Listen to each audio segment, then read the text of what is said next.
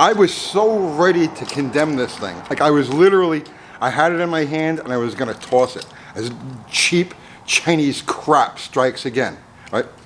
But if I had done that, I would have been really wrong. I would have been thrown away. What actually turns out to be a pretty nice piece. I'll get to that in a second. So let me tell you what brought me to this place and explain what we're doing here. So yesterday you saw we worked through the basic troubleshooting and bug sorting on the satellite. This morning I set the timing, did the carburetor adjustments, everything, and it was just running perfectly, running smooth, beautiful. But as it was getting hotter, I noticed there was more and more blow-by. I'm like, okay, it's an old engine, a lot of blow-by. Let me check the PCV valve. Let me make sure the PCV valve is not clogged. So I pop the PCV valve out. It's an old-looking one. I pop it out, and I couple it with my finger, and there's nothing, right? I'm like, what the hell? So maybe that's why we've got some blow-by. All right, is the vacuum line split? It's not running like it has a vacuum leak. I mean, this engine is sitting here smooth as silk, just idling perfectly. I'm like, could this thing be split? Is there a clog? I don't know. So I pop this hose off the back of the carburetor, and nothing, no change. Now normally when you take this line off the back of the carburetor, it's like 100% vacuum leak, and the engine will stall. It'll run like wah, and then it'll stall. Nothing, zero change.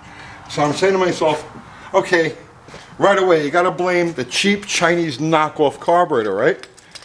So I'm assuming now, before I take the carburetor off and actually look, I'm assuming that they didn't drill this passage through. So this is the PCV passage, and it goes through here, and it opens up right there. All right, so this is where it pulls the vacuum from.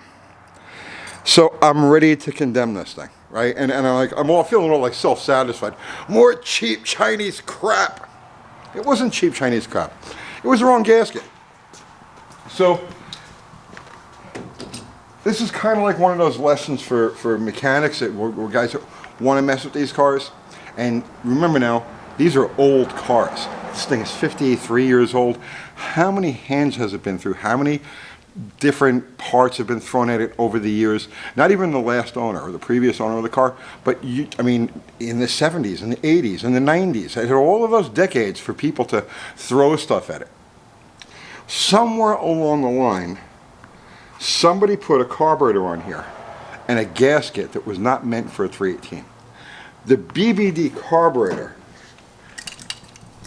has a footprint that was used on a lot of different applications, Jeeps, and I mean just the list of carburetor engines that have had BBD carburetors over the years is off the chain. Plus, that's also the same footprint as a Stromberg, as an old Stromberg.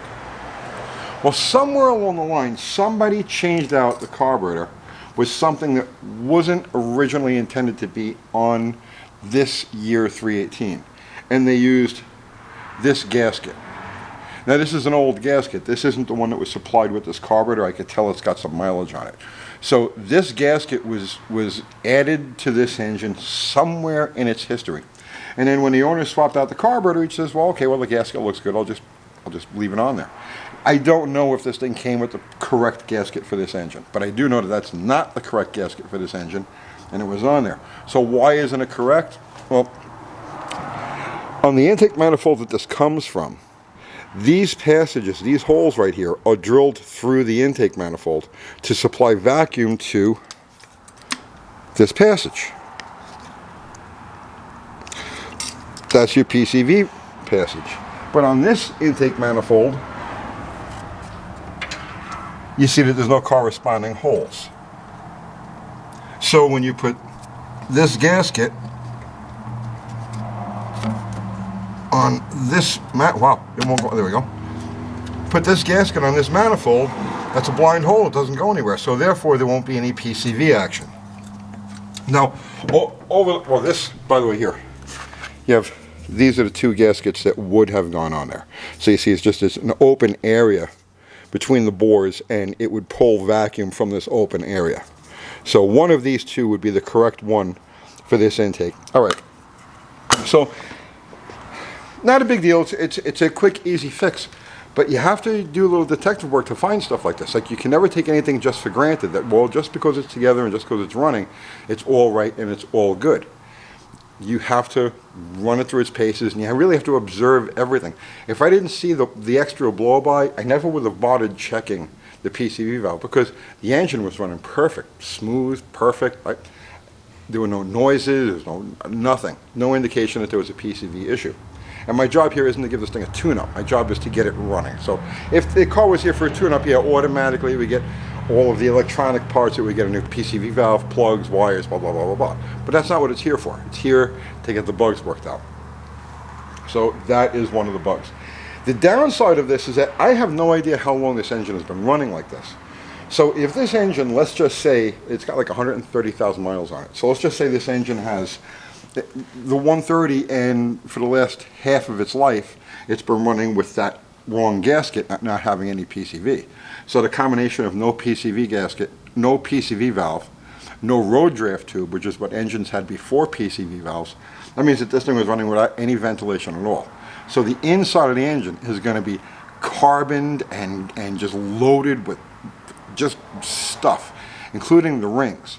So there is a possibility, I noticed there is some oil smoke from the right side, from the passenger side, a little bit of oil smoke from the exhaust.